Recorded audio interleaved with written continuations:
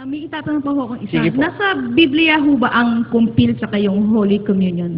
Wala po sa Biblia yun. Yung kumpil. Ano ba yung kumpil? Confirmation. Sabi ng pare, nung binobotismohan yung bata, Yo te bautizo en el nombre del Padre, del Verbo, y del Espíritu Santo. Sasagot yung sakristan, Amen. Diba? Kristiyano ka na raw nun. Lumalabas, kaya may kumpil para raw makumpleto ang pagkakristyano. Para makumpleto. Confirmation. Wala po sa Biblia yung salitang confirmation ng pagiging kristyano eh. Sana, Yo te bautizo en el nombre del Padre, del Verbo, y del Espíritu Santo, medya kristyano. Medya pa lang. Tapos, pagka kinumpilan, ayun na. Kompleto na. Wala naman pong ganun eh. Yung bautismo, sapat po yun para gawin kang Kristiyano. Hindi kailangan ng kumpil. In fact, wala nang kumpil sa Biblia. Sa Biblia may nababasa, nagbinyag ang mga apostol, nagbautismo. Pero wala kang mababasa, nangumpil sila.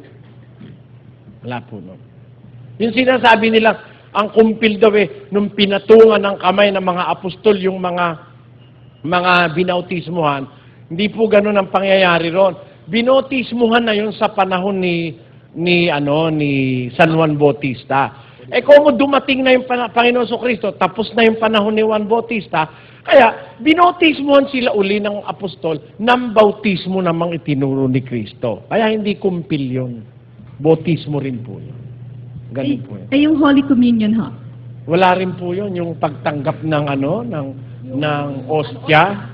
Sa Biblia po ang tawag doon Santa Cena, Holy Supper.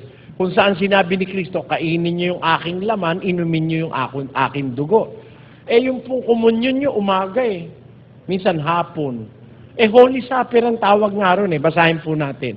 Sa 6 ng Juan. Ay nagtindig sa paghapon at itinabi ang kanyang mga damit. Ayan, sa makatwid, nung hapunan, doon nangyari yan eh, no? Apo. Tumindig siya sa paghapon, inalis niya yung damit niya, kumuha siya ng tuwalya, hinugasan niya yung paano mga apostol. Sa madalit sabi, ano? Ito, ginaganap nila rito yung Holy Supper. Doon niya sinabi sa pagkakataon na yun na, He riseth from supper, and laid aside his garments, and took a towel, and girded himself. Doon nga siya naghugas ng paa ng mga apostol nung supper. Kaya yun po, yung institution of the Holy Supper, ginagawa yun sa gabi. No? At doon, ang kakainin mo, sabi ni Kristo, yung aking laman at saka yung aking dugo. Basahin natin nga yung binabasa mo kanina. Ang kumakain ng aking laman at umiinom ng aking dugo ay may buhay na walang hanggan. At siya'y aking ibabangon sa huling araw. Sapagkat ang aking laman ay tunay na pagkain at ang aking dugo ay tunay na inumin. Tuloy. Ang kumakain ng aking laman at umiinom ng aking dugo ay nananahan sa akin at ako'y sa kanya. Ayan, sabi ni Kristo, kakainin mo yung laman